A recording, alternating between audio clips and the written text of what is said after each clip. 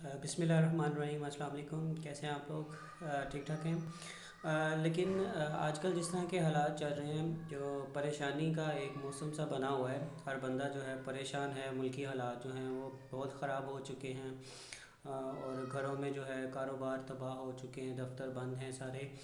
तो एक परेशानी का जो है हर बंदा चेहरे पे जो है उदासी जो है वो लेकर बैठा हुआ है। तो इस वजह से जो है हमारे घर के माहौल भी डिस्टर्ब हुए पड़े हैं। और मज़े की बात है कि सब जो हैं घर में मौजूद भी हैं, बच्चे भी हैं, बड़े भी हैं। लेकिन एक परेशानी का जो है वो आलम सा बना होता है घर के अंदर।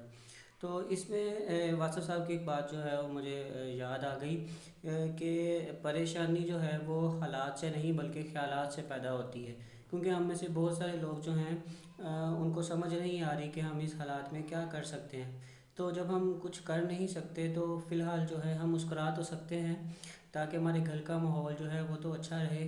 क्योंकि इससे हमारे बच्चों की जो है वो किरदार साजी पे बहुत बड़ा इफ़ेक्ट पड़ रहा है। बच्चे जो हैं हमें परेशान देखकर जो है वो मुरझा से जाते हैं और ज़्यादा परेशान हो जाते हैं। तो उनकी परेशानी जो है वो उनके किरदार का हिस्सा बन जाती है। हम अक्सर ये बात भूल जाते हैं कि कुछ परेशानियों का हल जो है वो सिर्फ़ हंसकर टाल देने में ही होता है। क्योंकि जब हालात हमारे काबू में नहीं होते हैं, हम हालात को ठीक नहीं कर सकते होते, तो हमारे परेशानी का भी कोई जो है वो वजह नहीं बनती। हम अक्सर ख़ुद को उन चीज़ों, उन हालात का भी जवाबदेह समझते हैं जिनका हमसे पूछा ही नहीं जाना होता।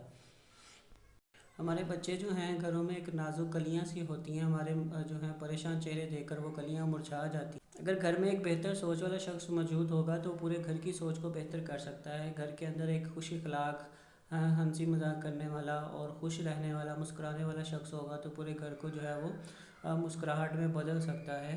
बच्चों के अच्छे जो हैं वो अखलाक को बेहतर कर सकता है, उनको खुश अखलाक बना सकता है।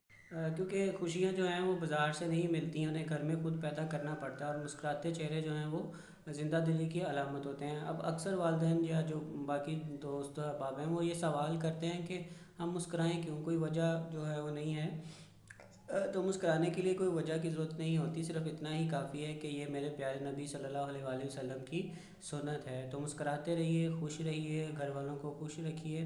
अल्लाह हाफ़िज़।